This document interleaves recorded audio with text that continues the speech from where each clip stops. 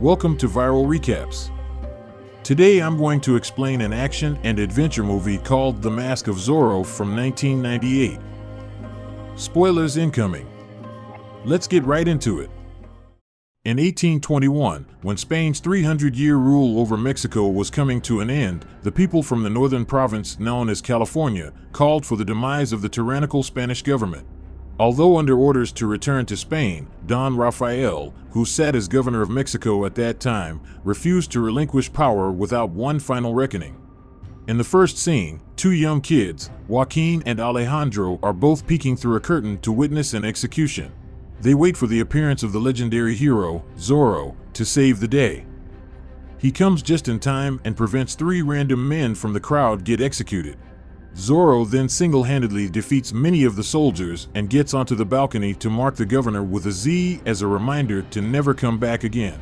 Then, with the help of two kids and the crowd, he manages to stay unharmed while fleeing from the guards.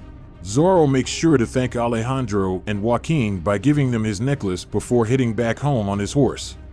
When he gets back home, Zorro takes off his mask and we see his true identity as Don Diego de la Vega, a caring husband to a wife named Esperanza and a loving father to a baby daughter, Elena.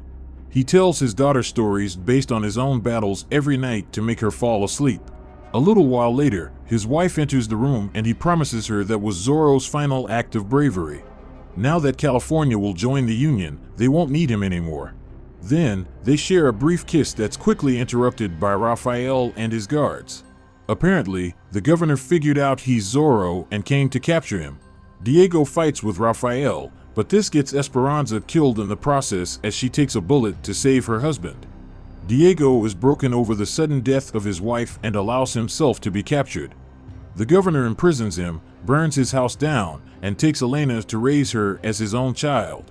Diego swears he'll never be able to get rid of him and he'll punish him for his actions. 20 years later, the now grown-up Joaquin and Alejandro are dragged across the wastelands to a town nearby by their captor, the Three-Fingered Jack, who's going to exchange them for a bounty of 200 pesos.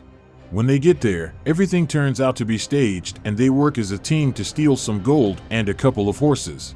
Unfortunately for the trio, while leaving the town they're blocked by Captain Harrison Love, Rafael's army commander. Harrison shoots Jack and beheads Joaquin right at the spot.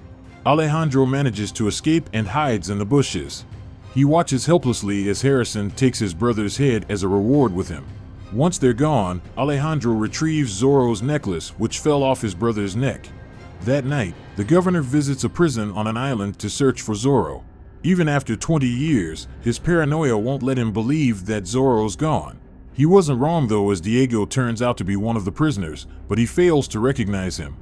Then he tells the guards to take the prisoners back to their cells and leaves the island. In the process, one of the prisoners ends up being killed by accident. Diego sees this as an opportunity and waits for the right moment to attack. When the time comes, he terminates one of the guards, releases himself from his chains, and impersonates as the dead prisoner who's about to be buried. Eventually, everything goes according to plan and he manages to dig himself out and escape the prison. The next day, the governor joins his fellow Dons in California. He has a nice little chat with them and announces his return to the people, reassuring he'll do everything within his power for them and will remain loyal to the state. Meanwhile, Diego is already in the crowd preparing for vengeance. However, his intentions are thwarted by the sudden appearance of Elena. Elsewhere, Alejandro is seen trying to get more booze. Since he has no money, he tries to trade his brother's necklace. Diego sees this and stops him from exchanging it. He then asks Alejandro where he got the necklace from and he replies it belonged to his dead brother. Just then, Harrison arrives at the town square and Alejandro rushes to fight him, but Diego stops him, telling him he shouldn't fight a skilled soldier while he's drunk. This causes a fight between them, ending up with an easy win for Diego. He then tells him he was the one behind the mask of Zorro and offers him to inherit his heroic identity. Alejandro impatiently agrees with the proposal of his childhood hero and Diego takes him to his lair to train him. Over the next few scenes, he trains Alejandro to become the next Zorro by teaching him how to fight, act, and talk. As his training's finally completed, one night Alejandro puts on his mask to infiltrate Rafael's stables and steal a horse for himself. While he's at it, Elena rides by and catches him in the act. They share a brief conversation and she's immediately intrigued by him. Eventually, he finds a black horse that suits him in a heavily guarded stable and gives him the name Tornado. While trying to take control, the guards hear the noise coming from downstairs. The whole thing turns into a massacre followed by a huge explosion on accident, but Zorro manages to flee on his horse unharmed. Later on, our hero has some trouble taming Tornado, but after a lot of effort, he finally succeeds.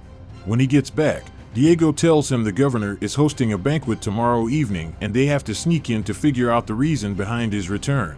To do that, Alejandro has to pretend to be a don, and Diego will act as his servant. That way, Diego won't be recognized as Raphael never looks servants in the eyes. On the next evening, they successfully integrate into the banquet. Alejandro manages to impress the governor and he invites him to have dinner at his table. While they're talking, Elena can't take her eyes off Alejandro. Within a few minutes, they're already on the table talking politics. Harrison then asks Elena for a dance and she accepts to make Alejandro jealous. That ends up unsuccessfully though, as he steals her from him and they take over the whole dance floor by passionately dancing together. Raphael sees this and goes to intercept as he feels ashamed of her inappropriate actions. Then he invites Alejandro to attend a secret meeting with the rest of the dons upstairs. At the meeting, Raphael introduces his new idea on how to completely rule over the state. He plans to buy California from the Mexican governor. The dons don't believe they have the financial capacity to do that, but Raphael replies he has access to a forgotten Mexican gold mine without their knowledge. In a nutshell, he wants to buy the state by using their own gold to pay for it. On the next day, they all go to visit the mine and they see tons of gold mined by all the poor people who were forced to work until they die. Alejandro's heart breaks when he sees this and dedicates himself to set these people free. Just as they're leaving, Harrison asks him to have a word in private after they arrive back in town. In the next scene, Alejandro finally meets one-on-one with Harrison, who says he's finding him suspicious. Then he brings out a jar containing Joaquin's head and places it in front of Alejandro, expecting him to break character and expose himself, but our hero manages to keep his composure and leaves.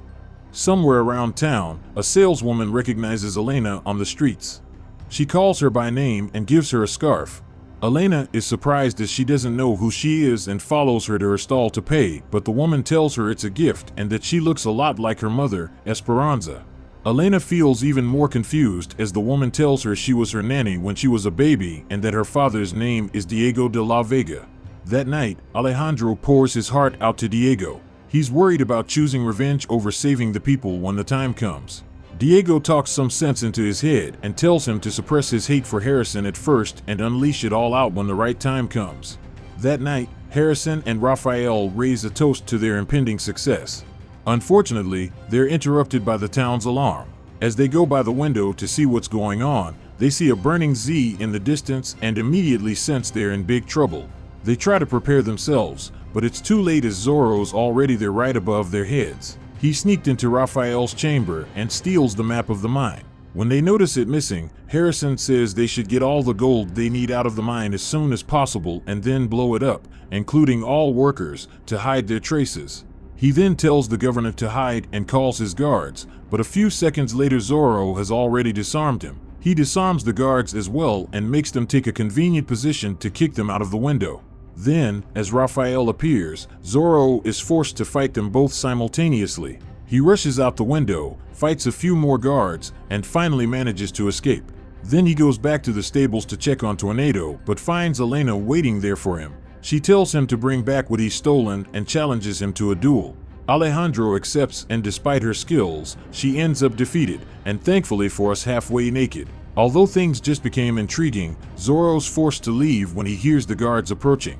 Back at the lair, as they're discussing how to save the life of the miners, Diego says his time to solve some personal matters has come and everything is in Zorro's hands now. He then heads over to tell his daughter the truth. He goes to Raphael's home and finds him with Harrison. The governor is just a millimeter away from being beheaded. Then, Diego demands he calls for Elena. When she gets there, the villain is forced to tell her who her real father is. She's shocked and left in tears, because the man she thought is her father for 20 years turns out to be her mother's murderer. Diego is then captured and imprisoned, but when Raphael and Harrison leave the house to get their gold, Elena sets her father free. In the next scene, they prepare the gold to be transported out of the mine. After getting all the gold outside safely, Raphael and his men lock all the miners in wooden cages fitted with explosives. Once they're all in, Harrison lights the fuse and they leave. As they do so, Zorro appears to save the people, and this makes them go back to capture him. He buys himself some time by stopping the elevator that's carrying the gold. Harrison cuts the fuse and goes hunting for Zorro. He makes the worst mistake of his life by challenging him to a duel. As they're battling, a few meters away, Diego's also fighting his enemy. He nearly manages to kill him, but Elena intervenes. The governor takes advantage of this by threatening her and turns the fight in his favor by wounding Diego. Meanwhile, Harrison and Zorro take their fight to the elevator and accidentally start a fire near the miners. This causes the fuse to lit up again. Elena sees this and quickly rushes to set them free.